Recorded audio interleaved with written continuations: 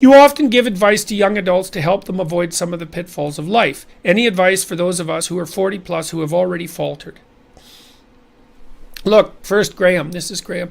Everybody who is 40 plus has already faltered, but I'm presuming that you mean faltered in a manner that appears to you to be above the average, right? Well, what I would really recommend is, I think that you should, if you haven't already, you should go do the future authoring program and maybe the past authoring program too, because you should figure out exactly how you faltered.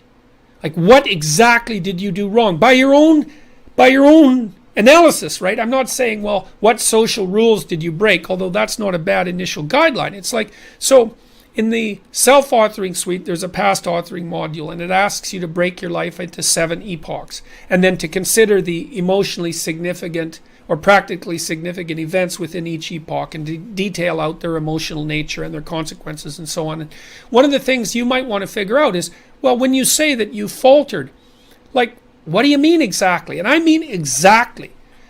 Go over your life with a fine-tooth comb. This is what Alexander Solzhenitsyn did, by the way, in the Gulag, before he wrote the Gulag Archipelago. He went over his life and said, okay, well, like, where did I go wrong? What did I squander? What mistakes did I make? And what did I do right? So that you can orient yourself now. And then you want to think, and this is why we built the future authoring program, well, look, you got 40 years left, man. So what do you want them to be like? So what do you want to aim at? At least, how are you going to minimize the misery if nothing else? And so you need a plan. And then what you need to do is to figure out how to work day to day so that you incrementally approach that plan. So I have another chapter in this new book called Compare Yourself to Who You Were Yesterday Rather Than to Who Someone Else Is Today. And that's really a useful psychological stance for someone who's 30 and over in particular.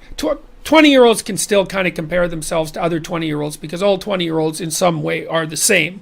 But 40-year-olds are really different from each other, and so are 30-year-olds for that matter. So you might think, okay, well,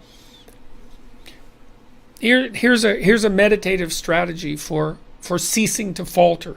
You could wake up in the morning, or you could do this at night before you go to bed, and you could think, okay, look, I want to structure my day tomorrow so that when I'm done with the day, my life is in slightly better order than it was when I woke up this morning.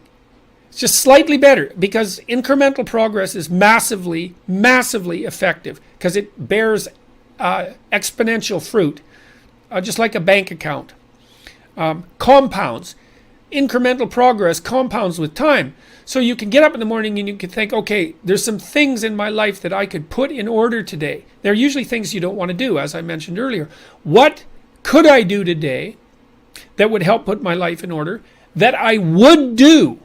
And you have to ask yourself. You can't tell yourself. You have to ask yourself, what would you do? And then maybe you have to say, well, or maybe you have to say, under what conditions would I be willing to do something to put my life in further order today? What little reward would I need to give myself? And these have to be questions. You can't like take out the whip and boss yourself around, because you'll find that you're a terrible master and a worse slave.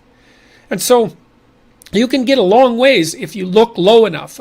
One of the things Carl Jung said, which I really liked, was that modern people don't see God because they don't look low enough. They don't have the humility. Now, you said that you have already faltered, so it sounds like you've got the humility already intact. So I would say, think about what you want. Think about what you know around you isn't set right, because you'll know. Make a list of things that around you that aren't right. And then start thinking about small things you can do, like trivial things that even a fool like yourself could manage, that would orient you in the right direction and help straighten out your life. And try that for a year before you decide that you're a failure, because you'll find that if you put that into practice for a year, that things will be a lot better. And like I said, you got 40 years left, so you're not done yet, man. So the other thing I would say too is,